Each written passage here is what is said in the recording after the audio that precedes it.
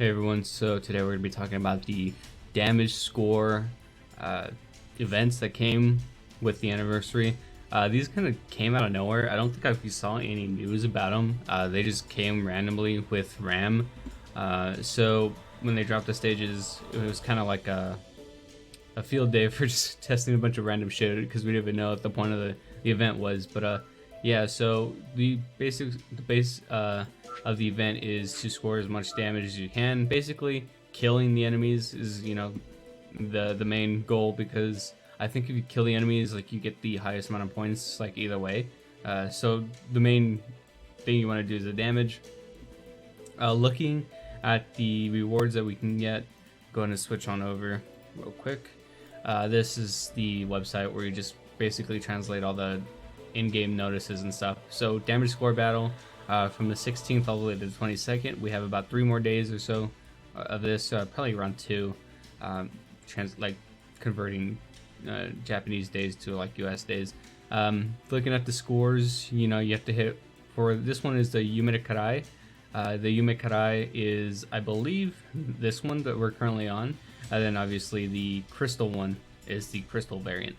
Look at the Yume Karai. Over 100k damage is Shining Experience Book, so you get EXP. Then the Elixir, which is the Hourglass. I think it's actually just elixirs. I don't know why we call them hourglasses. I think we're just gonna start calling them Elixir from now on. It just makes the most sense. Then we have the total damage, which is 100k, 200k, 500k, then 1.5 million. The 1.5 million, I believe, is probably just like off the, again, the death of the actually 1.5 million. Yeah, so they have the exact amount you need. So basically, if you kill them, you get all the rewards in a nutshell. So let me see. 3 million, and then 30 million, and then 30 million is the highest you can get for the crystal. So getting these damage numbers, you get 10, 15, 15, 20. You don't get all of these collectively. You get one separate one, whichever is your highest per run. So you're gonna be getting these daily. It kind of sucks, but like I guess it does add up.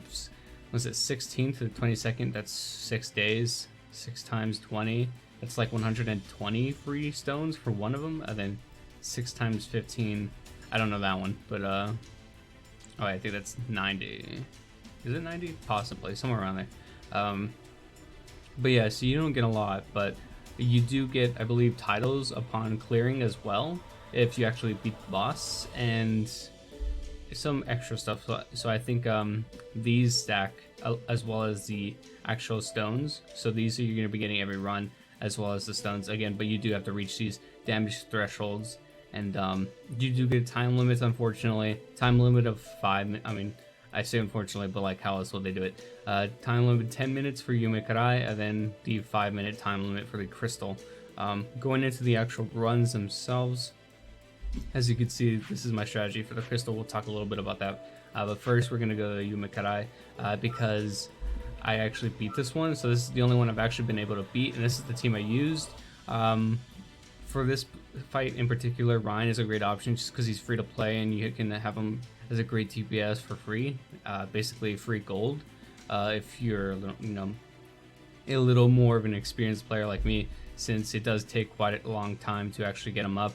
And if you just do have him get up as a character, like raised up and everything, he's a great option. The memory you kind of want to use on him as well is the cooldown memory. I unfortunately don't have it. I only have this one, which is his defense memory, and then the attack memory. You would think the attack one is good, but his support memory is actually way better because it decreases cooldowns on everyone on your team every time he has a turn.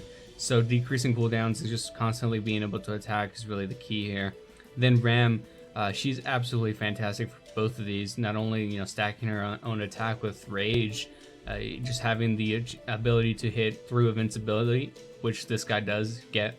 It takes him quite a bit of time, but he will park that invincibility. So being able to deal with that is really nice. Then we have Shion as a cover unit because this boss can be a little tricky sometimes, spawning in multiple enemies, turning off passives that they do, so that's pretty annoying. So having her be able to cover is really nice. Then Ram is as a support for your other yellow units.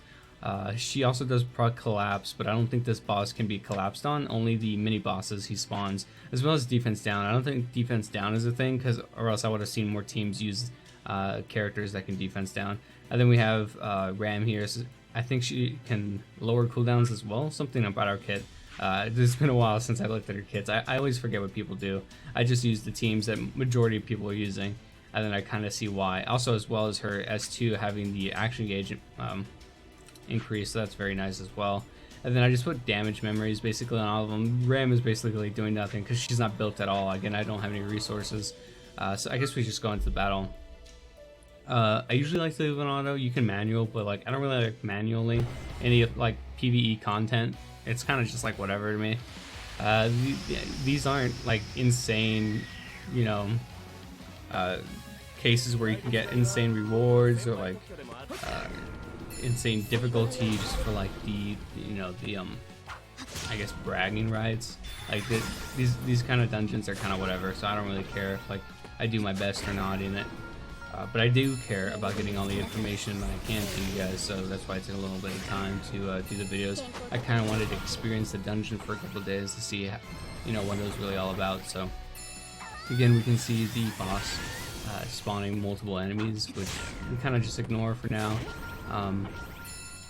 Just kind of let the auto do its thing. Sometimes the auto doesn't AoE right away, which kind of sucks sometimes, but it is what it is. Again, if you have a problem with that, you just manual.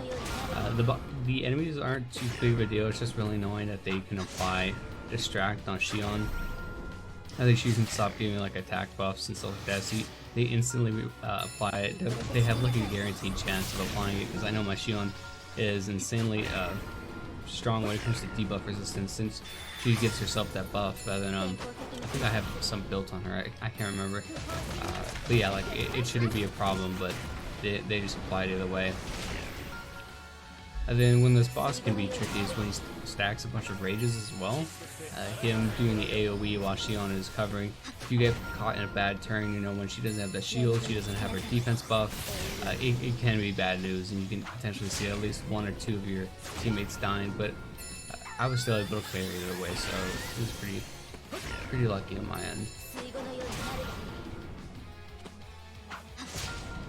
Kind of just let it go. And also, I don't believe the I'm not sure how much the minions count for damage-wise, but again, like you saw at the beginning of the video, or early in the video, that the boss has more than enough HP to cover the full damage threshold. So even if you like somehow magically kill him without him spawning any minions, which I think is possible, you can still meet that damage threshold regardless. So that's all you need to worry about. And yeah, Ram, as you can see here, she's the MVP. I went ahead and brought her up to silver with my gold coins. I actually don't have enough to get her to gold, which is unfortunate. I thought it'd be a little closer, but it is what it is. And then here he applies the invincibility, and you know, everyone can't go through it except for Ram. So Ram's able to hit through that invincibility. Fortunately, she's not going to always hit through it, as you can see, because she's not gold, and I don't have the best hammers on her. I think her 1 through 5 hammers are pretty solid attack rolls, but the SP hammers, unfortunately, I don't have many, so I just kind of took what I got when it came to those rolls. I'm looking forward to the All Out War event where I can actually get more of those hammers. So, fortunately, or unfortunately, I can pierce through the invincibility with just the normal basic attack. Or else this run probably would have been over by now. I don't think time matters as well. Nothing about the reward said, you know, time mattered, so I'm just assuming it doesn't.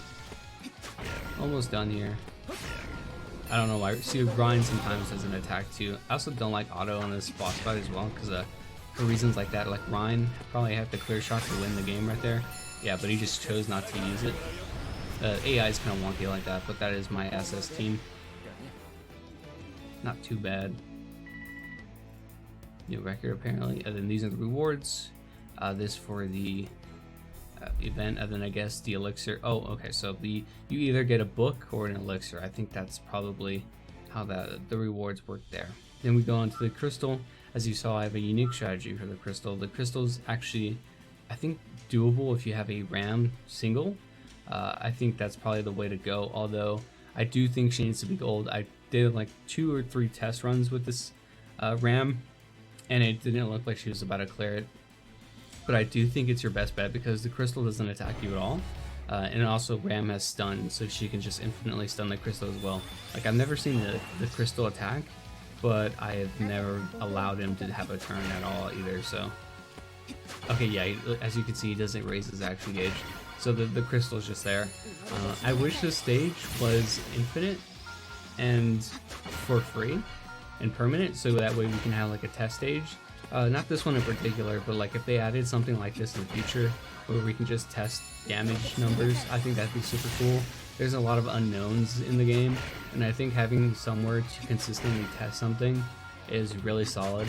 So something like this I would love to see in the actual real game, and hopefully they do it like pretty soon. I feel like they're like right on the edge of something very smart here, and they just decided not to do it. So it's unfortunate. But yeah, as you can see, she stacks rage. I think her limit is 3. Potentially you can see 4 sometimes, but it's just going to be like a split second before the turn actually ends. So rage times 3 is what you really want. Then you want, obviously, her full hammer builds. Probably want the gold. You really want to give her a Oni/Demon, or Oni Demon / Demi-Human memory. Those are like the best, the ones with the little sisters on them. They usually give extra stats to like Brim and Ram. Currently the one I have on, I think, is probably like the best one. It gives you, I believe, like 40 plus attack. I think that's really good. 40% plus attack, by the way, 40% when it's gold. And unfortunately, I only have it silver, so it's only a 31%. I think that's what the number was, 30 or 31. But yeah, unfortunately, I'm not going to be able to clear it here. This is probably about as close as I get. I might be able to clear it before the stage leaves, but I have no idea if I'm going to be able to get that gold. We'll have to wait and see, I guess. So then, yeah, so that's about it. Nothing too crazy. These stages, you know, they weren't the craziest thing in the world. I just turned up volume a little bit. Yes, so time's up. Only got the S. It really not that big of a deal. You're losing out on like 5 orb or 5 gems. It's nothing really. You still get the elixir, so that's pretty nice. And yeah, so only we got 1 enchantment today. Good luck on the runs. Hopefully you guys have been clearing them. And I'll see you guys next time. Later.